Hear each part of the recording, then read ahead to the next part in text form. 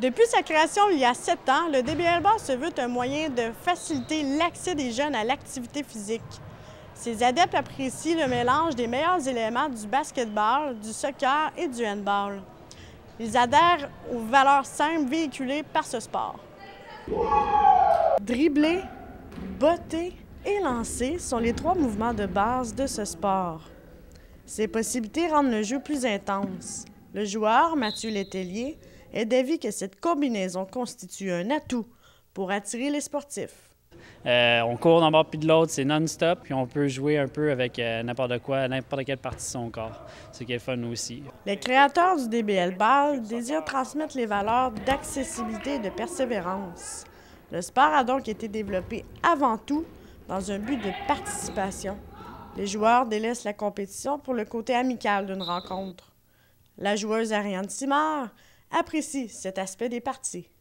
J'aime ça parce que c'est un sport d'équipe, c'est vraiment super intense, puis il y a vraiment une belle communication entre les joueurs, puis il y a un bel esprit d'équipe. Il y a beaucoup de respect, c'est vraiment le fun pour ça, là. Il n'y a personne qui sait que si tu fais un erreur, ils vont pas dire « Ah, c'est pas bon ce que tu as fait », tout le monde va s'encourager quand même, puis il y a un bel esprit d'équipe. La réglementation simple favorise également l'accessibilité.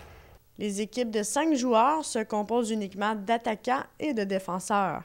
Les buts se trouvent dos au jeu. Le nombre de passes permises est illimité.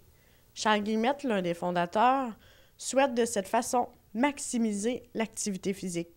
Les règles, on les explique en 5 parties. Quand on va voir des jeunes, on ne veut pas leur expliquer le jeu en une demi-heure puis qu'ils jouent 15 minutes. Nous, c'est le contraire. 5 minutes d'explication, puis après ça, on joue pendant 1 heure. Pour le moment, le DBL Ball se concentre presque exclusivement dans la ville de Québec. Le réseau de communication établi par les fondateurs a toutefois attiré près de 4000 jeunes dans les écoles. James Lévesque, président de la Ligue, entrevoit avec enthousiasme l'avenir à long terme. On voit rien de moins qu'une ligue internationale. Fait que c'est peut-être vraiment gros, là, mais nous autres, c'est quand on fera nos décisions, quand on enligne nos pièces de notre jeu d'échecs, on pourrait dire, on enligne toutes vers ça. Pour l'instant, les créateurs se tournent vers des projets plus réalisables à court terme. D'ici quelques mois, ils se consacreront à temps plein à faire la promotion du sport. Ils tenteront aussi de l'implanter dans la région de Montréal et du Saguenay-Lac-Saint-Jean.